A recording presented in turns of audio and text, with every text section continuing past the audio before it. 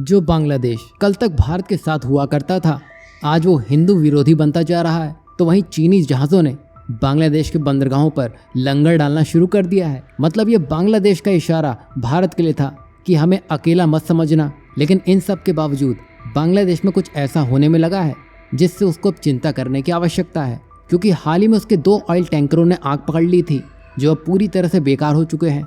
और वहीं हाल ही में एक LPG टैंकर में भी धमाका हुआ है, जिससे अब चीन और बांग्लादेश दोनों की हालत ख़राब हो चुकी है। जैसा कि आप देख पा रहे हैं, बांग्लादेश इस समय कोशिश में है कि कोई उसका सहारा बने। यही वजह है कि अमेरिका पूरी कोशिश करने में लगा है। लेकिन अमेरिका से पहले चीनी नौसेना के बेड़े ने शनिवार को बांग्लादेश के चटगांव बंदरगाह का दौरा कर लिया है। बता दें कि अगस्त में बांग्लादेश में तख्ता पलट और अंतरिम सरकार के आने के बाद ये पहला विदेशी जहाज है।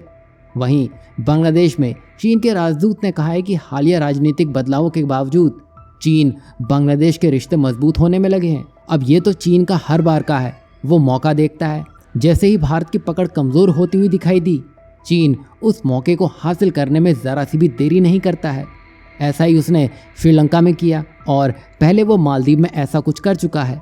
कुल मिलाकर यहाँ सब बांग्लादेश का फ़ायदा उठाने में लगे हैं, जो बांग्लादेश फ़िलहाल तो समझने के मूड में बिल्कुल भी नहीं दिख रहा है।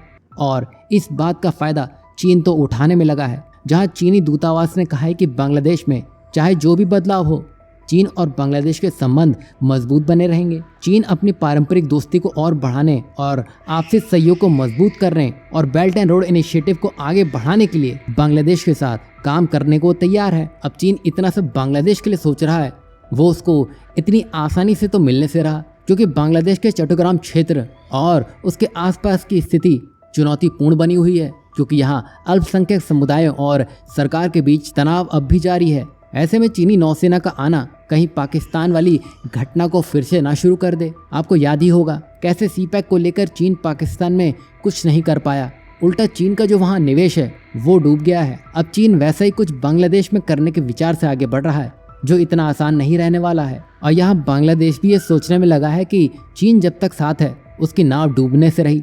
लेकिन चीन के होने के बावजूद भी हाल ही में बांग्लादेश में कुछ ऐसी घटनाएं होने में लगी हैं जो उसकी चिंता बढ़ाने वाली है।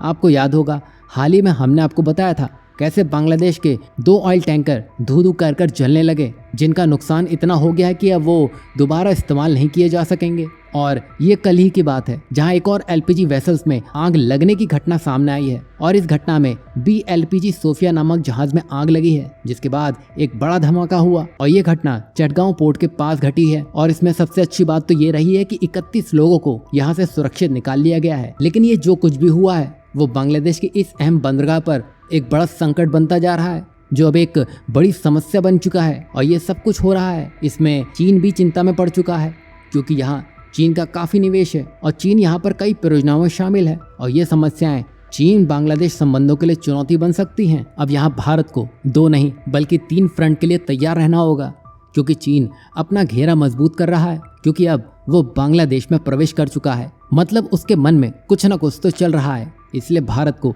अपनी रणनीति और सुरक्षा को मजबूत करने की जरूरत है और एक ऐसा जवाब देने की जरूरत है जिससे ये दोबारा भारत को कम आंकने की जरूरत ना कर सकें।